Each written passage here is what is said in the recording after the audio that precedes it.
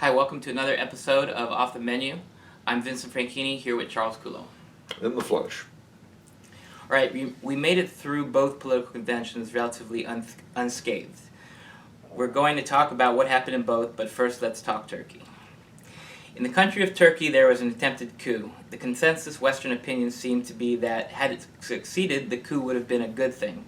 Now that it failed, it's a consensus that the Turkish state is going to get more Islamic, which is a bad thing. What is Turkey's role in global politics, especially as it relates to the United States and Russia? Very good question. Well, believe it or not, this is one of those strange areas where I agree with the consensus. It's important to remember that the Turkish military, well, let's step back a minute. Back in the 1920s, the early 20s, in the aftermath of a very nasty war with Greece, the Turkish monarchy, the Ottoman Empire, was overthrown by the head of the army, a man called Kemal Atatürk, who decided to redesign Turkey as a modern secular state.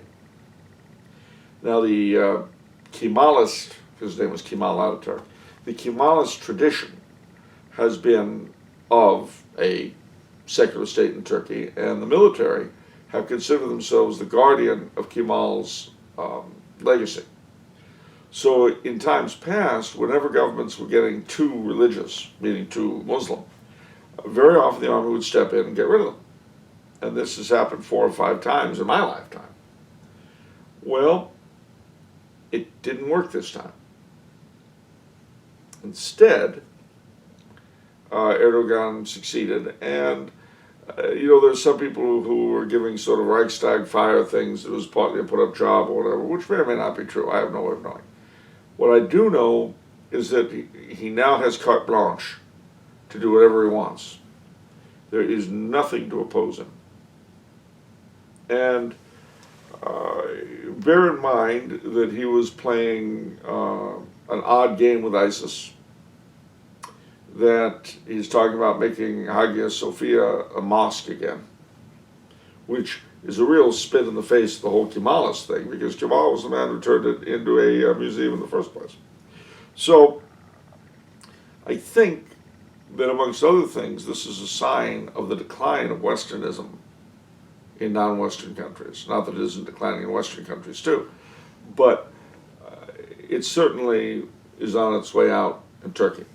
Now then, having said all of that, Russia is not happy with Turkey. Not at all. Partly because of Turkey's helping ISIS.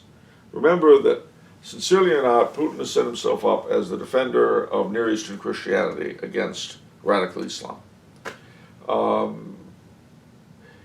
Some in the Russian parliament have talked about liberating Constantinople, which is Istanbul.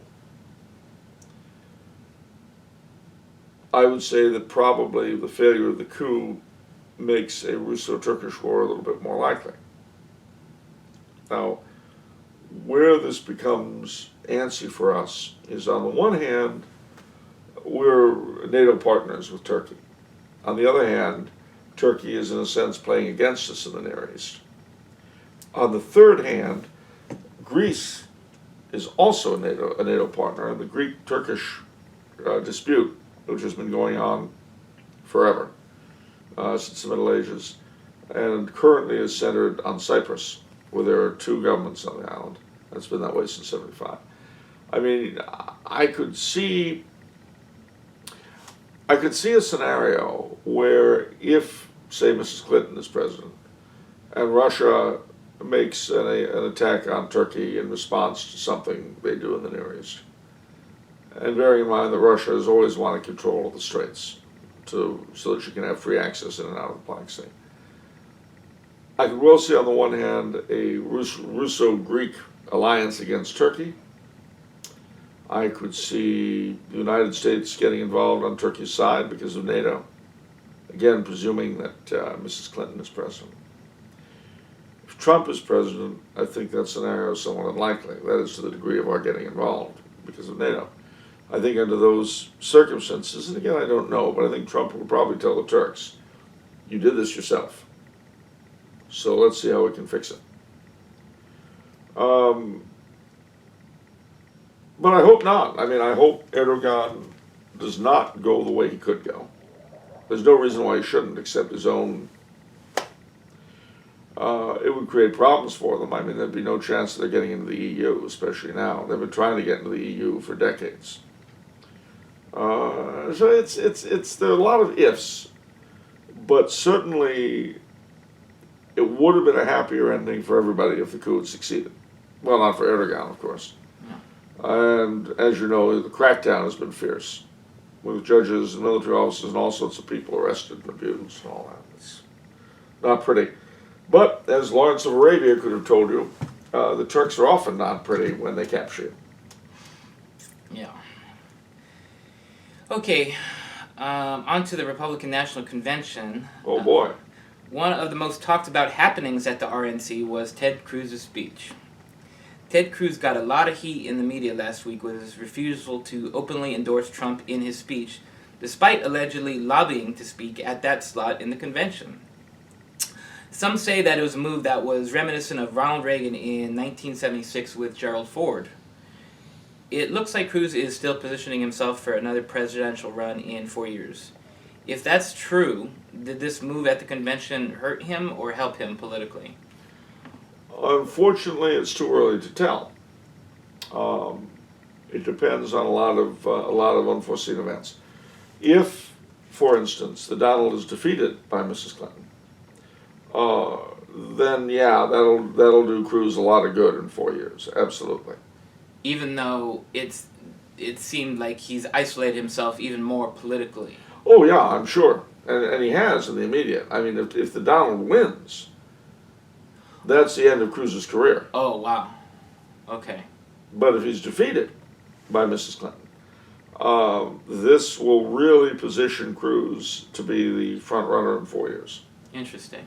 But everything depends, A, on whether or not Trump wins the election, and B, if he does win it, how successful a president he is. Because the fallback situation is this: if Trump is elected and his presidency is a disaster and he's out in 4 years, Cruz could say, "You see, I told you so. Right. All you morons went along with this guy, and look what it got us." But as I say, if Trump is elected, and if his presidency is a success, then Cruz slit his own throat politically. But it's a gamble, and politics of this sort is based upon gambling. We'll see if Cruz wins. Okay. Trump keeps soliciting the Bernie Sanders crowd, talking about the rigged system, pointing out the WikiLeaks release showing the DNC bias, talking about how he and Bernie agree on trade policy, attacking Tim Kaine, saying he's not aggressive enough for the Bernie people. Do you think the Bernie Sanders crowd is really in play for Trump? And if so, do you think Trump's going to get a decent chunk of that crowd? Well, he doesn't really need a decent chunk of them. He needs a decent chunk to stay home. I'm sure he'll get some, because there's a certain number of Bernie voters simply who are anti-Hillary. So, they might very well vote for Trump. In terms of people who are more ideological, that's a different story. But if they stay home, it'll be enough for Trump. They don't need to turn out for him. They need not to turn out for Hillary. Wow. Yeah. And the other thing to bear in mind, too, is that Bernie was booed by his own supporters when he came out for Hillary. So, and again, that's very anecdotal. Who knows what it really means. But if a huge chunk of his supporters think of him as a sellout because he supported Hillary, I would wager everything Bernie owns and everything Hillary owns that his supporters will stay home, because they'll be completely burned out on the thing. And that is what Trump needs them to do. Okay. Trump touched on a lot of issues in his convention speech. He even said LGBTQ twice, although very awkwardly. Everyone says it awkwardly because no one is quite sure of how many letters go in. They keep adding them. There was one issue he never mentioned, though, and it was the right to life for the unborn. This year, with this new populist Republican Party, it seems they can't even give lip service to the pro-life movement because that would be too restrictive politically. Is this the new future of the Republican Party, and where the pro-life movement is marginalized, ignored, and forgotten? Well, considering that the pro-life movement has been marginalized, ignored, and forgotten by the Republican Party since 1973, given the fact that we've actually gone nowhere, I don't see. The only difference I see is window dressing. Yeah. The truth hasn't changed. The Republican establishment were never sufficiently interested in pro-life to use their political clout. I mean, you could have done, when we had control of both houses, you could have done a congressional set-aside on Roe v. Wade. You could have done a presidential set-aside, as Mr. Bush showed us over Guantanamo, an executive set-aside. If they were interested, they could have done this a long time ago. What is a set-aside? Well, if for reasons of the country or whatever, both houses of Congress vote to set aside a judicial decision, it's gone, poof. As with Guantanamo. Wow. Same with executive set-asides. Now the problem with both of them, of course, is that they consume a lot of political capital. You don't just void a decision of the Supreme Court unless you're Andrew Jackson, in which case you laugh and say, if the Chief Justice has an army, let him enforce his rules, haha. But unless you're Andrew Jackson, this is going to cost you a lot politically. How often has a set-aside occurred? Not that often, but as I say, most recently with Bush and Guantanamo. Okay. So it does happen, and it happens when the thing is important enough to either or both the President or Congress to do something about it. Obviously, pro-life has not been that important, has it? Well, they would have. Roe v. Wade could have been set aside, and it wasn't.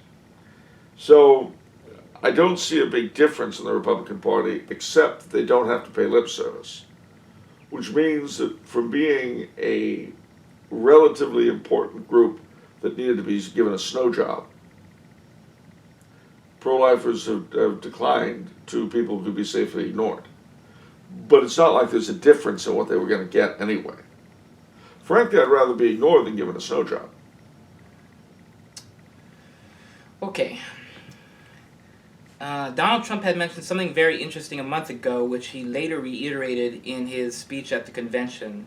He mentioned a law that Lyndon Johnson put into the tax code. For you folks at home, you can look this up on the internet. It's called the Johnson Amendment. This amendment prohibits tax-exempt organizations from endorsing or opposing political candidates, which in effect prevents priests from taking a public stance on social issues like the right to life and gay marriage. Trump says he's going to work hard to get rid of this law. Is he just giving the Christian crowd lip service, or do you think he really intends to pursue this? I don't know. I mean, if he does it, he will have magically created a support base for himself. But is that support base today important enough? I don't know. Well, let's say he did intend to push it through. And would that be a game changer for the Christians? Well, it would be for Protestant Christians, because they'd be freer to say whatever they wanted. For Catholics, it's a little bit more difficult, because as Archbishop Chaput of Philadelphia has pointed out, we basically mortgaged ourselves with JFK's Houston speech to the Ministerial Association. To the what? The Houston Ministerial Association. Basically what happened was that JFK, when he was running for president, got up before a bunch of Protestant ministers in Houston and declared that he would never allow his religion to affect his behavior in public life. Some say he wouldn't let it affect him in private life either, for fear there might be a carryover. But, in any case, politicians have cited that ever since, Catholic Right. politicians have cited that ever since as the reason why they don't let their religion affect them in public office. Now, Archbishop Chaput, 50 years to the day, issued a brilliant paper on the thing, in which he pointed out how that horrible thing of JFK's has destroyed us politically. And while Archbishop Chaput and a number of other people catch on to that, the word hasn't gotten to the Catholic political class. And so And it hasn't gotten, I'm sorry to say, to a lot of clerics, because I've asked them, some of them, about this sort of thing, and they'll say, well, it's really not our place. So, if the legal impediment is lifted, it will still take a while to take the self-imposed censorship away, and that's partly a generational thing. The fact that JFK authored it, I mean, it's very difficult for younger Catholics to understand how, to a certain generation, JFK is still a semi-saint. The old saying, you had to have been there? So you're saying, I mean, obviously JFK's, that statement is going to impact Catholic politicians, but it's interesting that you're connecting it to the clergy as well. Yeah, because a number of clerics would say, well, we Catholics shouldn't try to impose our views on others. Well, of course, that's also caught up with the fact that often our own doctrines aren't taught by some of our clergy. So, you can't expect too much out of people who can't do what they can't do. But seriously, it will take time for the Catholic community to overcome its self-censorship, even if there is no longer a legal impediment to doing so. Okay, there have been more brutal attacks by ISIS since our last interview. One of the attacks that really resounded in the Catholic community was the killing of a priest in France. Yeah. Yet, based on all of the Democratic Party speeches this week, they still seem to be treating the terror threat very lightly. What kind of event has to transpire to galvanize and mobilize all of the West to really take action? Something that will finally clue in everyone, including the Democratic Party, that, if unchecked, this threat will totally destroy our way of life. Probably a terrorist attack on the White House when there's a Democratic incumbent. Wow. I mean, I don't know what country Mrs. Clinton is living in.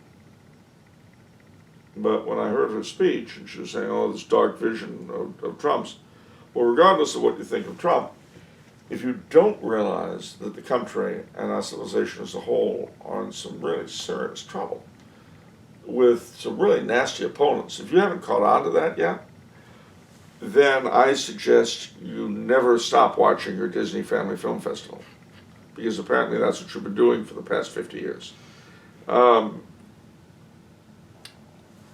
I'm afraid it will take a successful terrorist attack on a really major Western symbol, like God help us, the Vatican or something.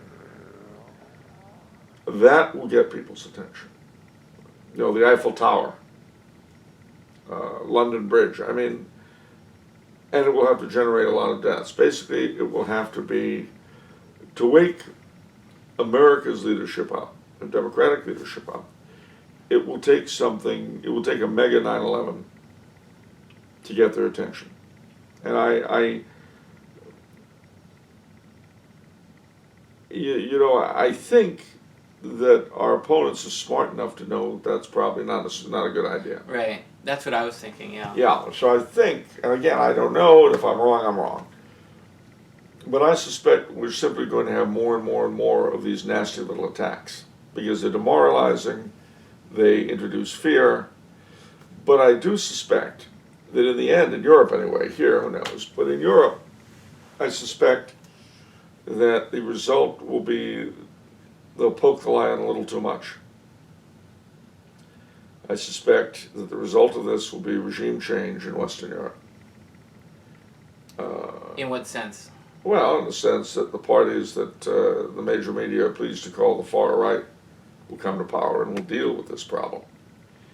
And will deal with it in ways that probably I wouldn't like very much.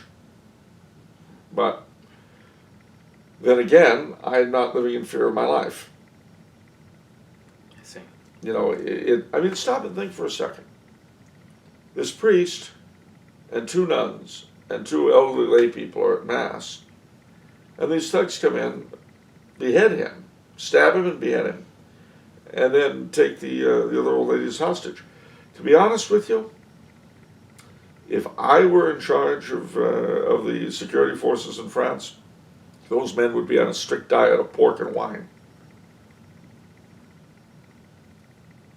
I don't understand. Pork and wine. Pork and wine are forbidden to Muslims.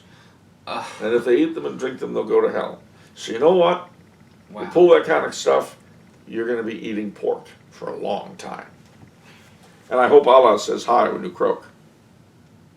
Wow. Okay, WikiLeaks released thousands of documents about Hillary Clinton last week. One news headline read, quote, "Newest WikiLeaks email dump proves DNC officials colluded to secure Clinton nomination." The emails also showed that Hillary had significant influence on the mainstream media. I know you're as shocked as I am, Charles. This really came out of nowhere and blindsided us. I'm completely horrified. I don't know what to do. I may not be able to go to bed, ever. Do you think the American people are so used to Hillary's scandals that these incidents simply don't impact public opinion anymore? Well, for one thing, Hillary, she didn't coin the motto, but it could be applied to her, don't hate me because I'm beautiful. And I think her beauty is a large part of her hold over the media. Like Marilyn Monroe. All right, I'm lying, never mind. But, no, I think that there is a certain amount of truth to that. I mean, we've been so used to the Clintons as a pair being sleazy that, okay, she's sleazy. And, it's like finding out that Julia Child liked cooking. Yeah? Wow, really? Julia Child, you mean the cooking, she enjoyed doing it? Wow! This is a revelation. Well, similarly with Miss Hillary, I mean, of course she colluded. Why would this shock anyone? The only thing is that here you've got proof. Now, Julian Assange claims that his next burst of releases are going to end with Hillary being indicted. Now, I don't know if that's true. Because as we've seen, even if there's proof of criminal wrongdoing on her part, that is not necessarily, as it would be for you or me, a ticket to the who's gown. And see, the other thing, too, if she is elected president, this stuff is going to keep on coming out. What kind of a president is she going to be? She's constantly going to have this stuff thrown at her. If she has a Republican majority in either house, she's going to get a regular diet of this stuff.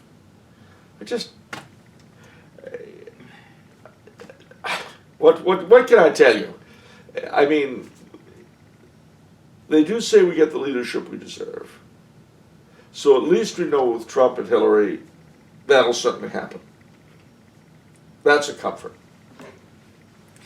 I thought it was kind of funny. The Democrats asked WikiLeaks and Assange to release the subsequent documents now, so it doesn't impact the election as much.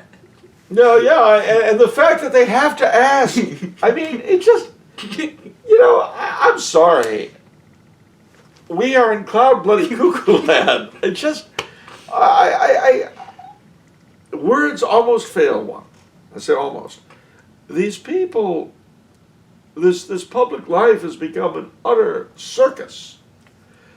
And the thing is, when you look at Hillary, you look at Trump, do you realize neither of them could have been elected dog catcher 30 years ago? And yet they're all we have. And no one seems to see that this is a problem. Okay, I get it. We were never a very intellectual country, all right? We always prized action over thought. It's what made us such a powerful nation. But when did stupidity become a virtue? When did sheer dishonesty become a laudable character trait? I felt very sorry for Hillary in the election of 2008. She'd gone through all those years of playing second fiddle to Uncle Bill, and she gets upstaged by this maiden senator, a product of the Daily Machine in Chicago. Who could vote for such a man? Twice! So, we really as the old black ministers used to say, we really got to get our mind right, you know, because our minds are all messed up. They really are. Mrs. Obama got up at the Democratic National Convention, gave the very best speech that anyone had there, which also tells you something. Shows you, you know, it's like being the tallest pygmy. But she said she remembered that every night she went to bed in a house built by slaves. What an incredibly ungrateful remark that is. You know, every day I have to speak the language of my conquerors. Because my ancestors were defeated by General Wolfe at the Plains of Abraham, I have to speak English all the time. Yeah, but Charles, you make your living out of speaking and writing English. You understand what I'm saying? Mm-hmm. My ancestors were defeated by the British at the Plains of Abraham. We lost that war. And ever since, if we wanted to make it down here, and even in Canada, we had to learn English. And all my income comes from being able to speak and read and write English well, which I am grateful for. But can you imagine what a moron I would be if I went around constantly yapping about having to speak your dog language because your father's defeated mine?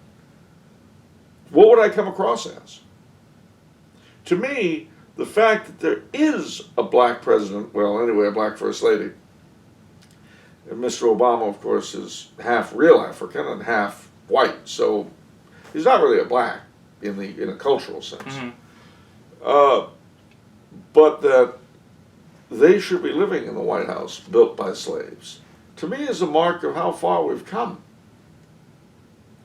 Not something to be snide about. I mean, you know, whenever we think about the whole ordeal of slavery and the horrors of slavery, we have to remember that it was the minor kings of West Africa that sold the blacks into slavery. If there are reparations or compensations to be sought, their descendants are still sitting on their stools. That's true. Yeah.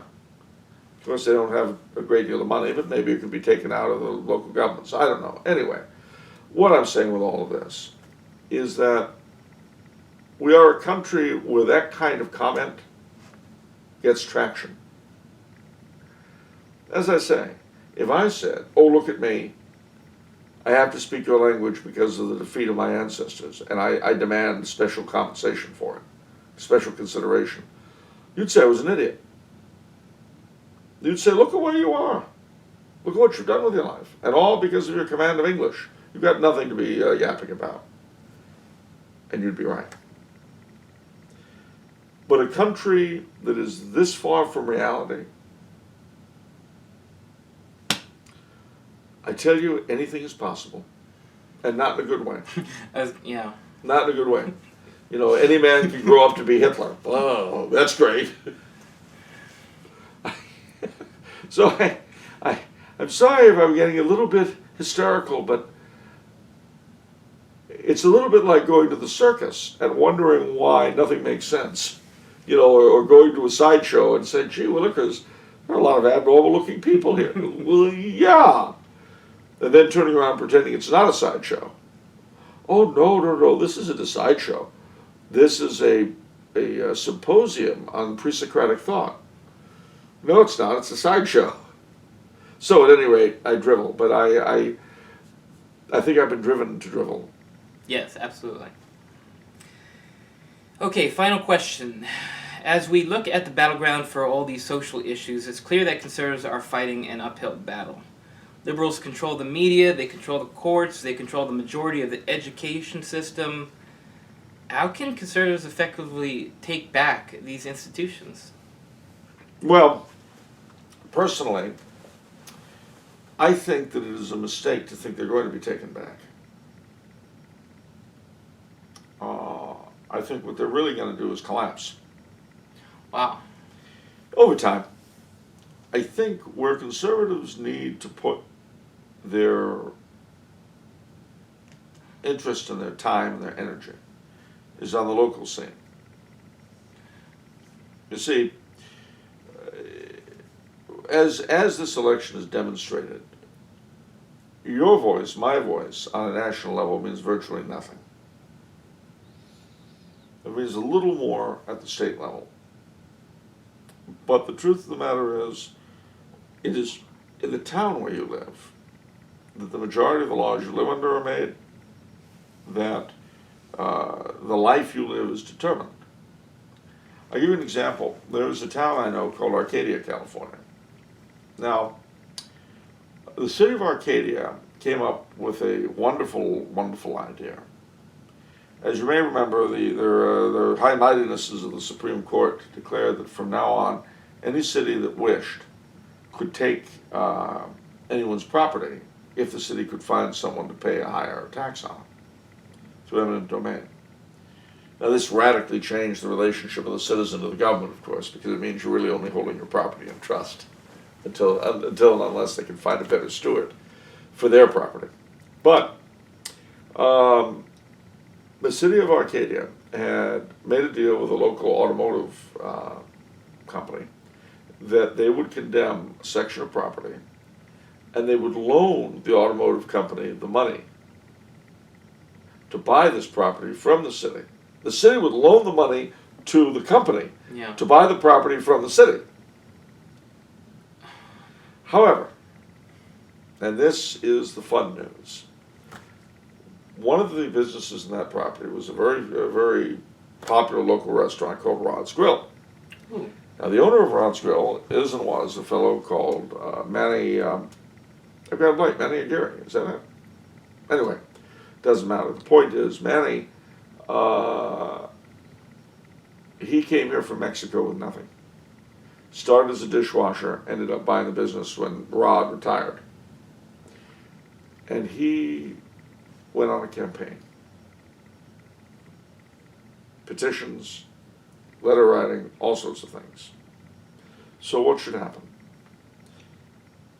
The next municipal election that came along won a local proposition for Arcadia to opt out of the seizure, which the Supreme Court did allow. So they said town governments could opt out and refuse to do this. So they were kind. Secondly, the measure itself was defeated, of course. And thirdly, Manny Romero, anyway. Thirdly, the three city councilmen responsible for the whole thing were out of a job. Now, why do I bring this up? It's not simply to bag on Arcadia. It's because all across this country of ours, there are towns and counties. That's where life is lived. And each of them has an identity of its own. The American mentality, the American character as a whole, produces, well, Hillary and Trump. But at a local level, things can be quite different.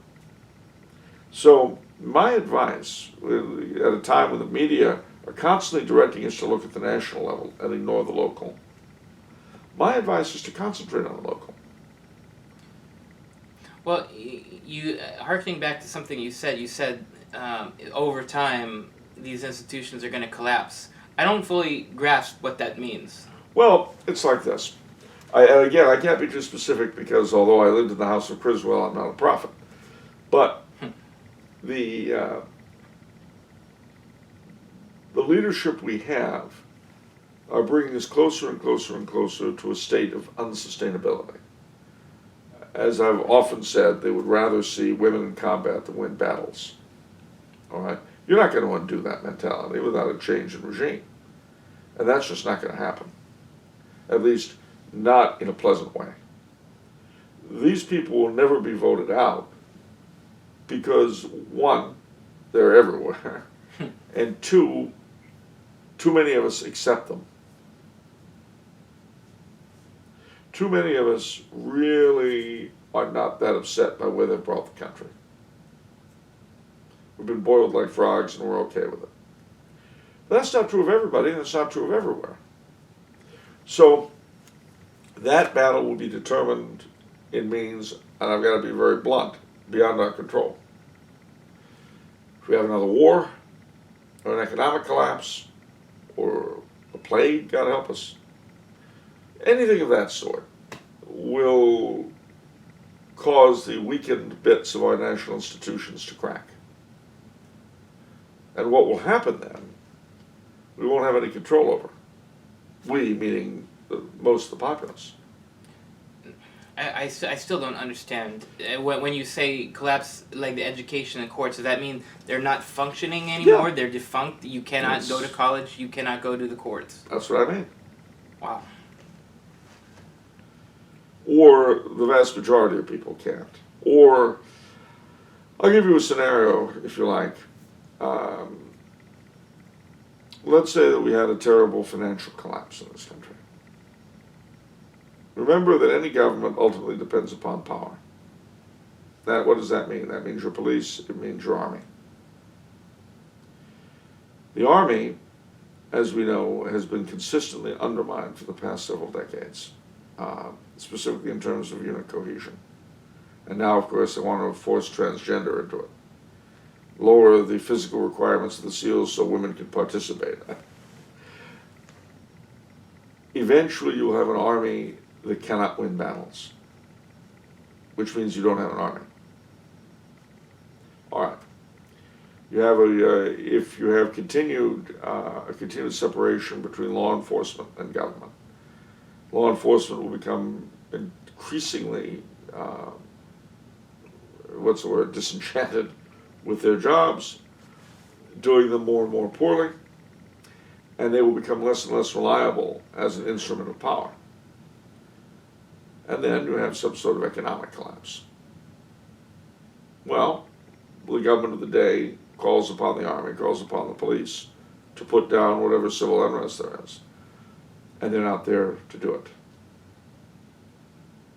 They're not capable of doing it. They don't want to do it, whatever. Take, for example, just as a microcosm, Baltimore. They had the riots in Baltimore, and the mayor of Baltimore came out for the rioters. What do you think is going to happen the next time there are riots in Baltimore? If I were a cop, I'd get blue flu. As it is, the police do not no longer patrol the black neighborhoods in Baltimore, and crime there has skyrocketed. But Madam Mayor doesn't have to worry about it, of course. She's safe in her mansion. It's a kind of nightmare scenario. Yeah. But, and please God, it'll never go quite that far. But I believe that the liberal leadership will weaken our national institutions, possibly to the point of no return. And I do not see, and again I could be wrong, I do not see any major counterforce to them in this country. These things that you're talking about playing out about the weakening of the police force, the army, are these things that might play out in our lifetime, or are these... Who's to say? I don't know. I know that things have gone a lot more quickly in my own life thus far than I ever thought they would. But I can't tell. I'm not a, again, despite having spent time with Criswell, I'm not a fortune teller. What I am is an historian, and I know how cultures and civilizations die. That I do know. I know that if you constantly chip away at governmental power, one day it will reach a challenge it can't overcome, and then the government goes and is replaced by something new. What would replace it? I don't know. Why? Because I don't know what the situation will be like then. But I can tell you this, if conservatives put their time and energy into making healthy communities, those have a good chance of getting through whatever mess might face us. I'm not talking about withdrawing to the desert or something. I'm talking about taking an active hand in local affairs. For one thing, you're quite likely, especially if you get active and involved in things that you've got a real interest in, you're quite likely to meet and possibly convert people with different political views. And if you're Catholic, with different religious views. But it requires getting out and seeing and dealing with people.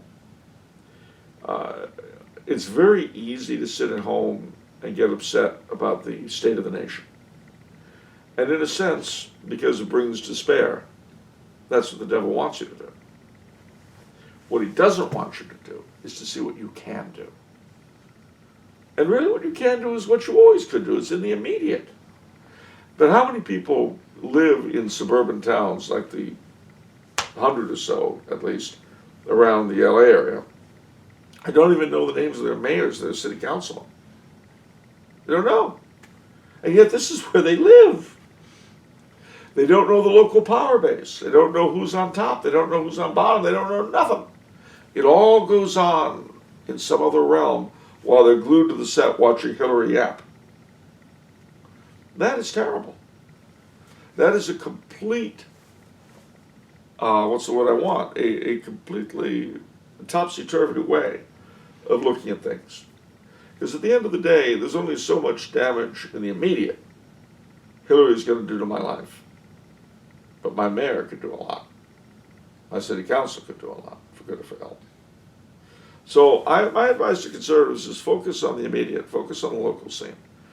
Because we are not in a position to affect the macrocosm at this stage. Make your towns healthy, and your counties will be healthy. Make your counties healthy, and your state might become healthy. And then maybe if we have enough states that are healthy, one day the country. And there's so much to do on a local level, and it just gets ignored.